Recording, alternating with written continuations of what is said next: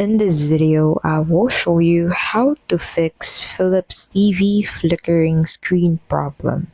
So here are a few ways for you to resolve this issue. So first and foremost, you can go ahead and change the brightness and contrast of your TV. So to do that, you'll need to access your TV settings using your remote control. And typically, such options are available through the menu or settings button. And then locate the option that says display or picture. Then after that, try to increase or lower the brightness and see if the situation improves. Now, the second thing you can do if that doesn't work is to examine and secure cable connections.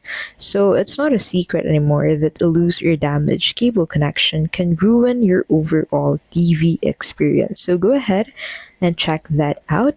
But if that is not the problem, you can go ahead and try to restart your Philips TV. Perhaps temporary glitches have struck your appliance. As a consequence, you come across Philips TV common problems. However, to eliminate such issues, you can try a power cycle or instant restart. And if that doesn't work as well, you can go ahead and try updating your TV's firmware. Seldom software glitches are too stubborn to go away with a power cycle or reset.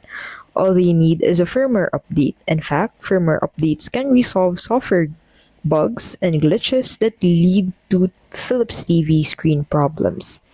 And the last option that you have to resolve the problem is to execute a factory reset. Allowing your Philips TV to restore its factory settings might resolve the device dimming and flickering menus. And that's basically how you can fix Philips TV flickering screen problem. If this video was helpful, please don't forget to give this video a like and subscribe to the channel to keep updated with our latest videos.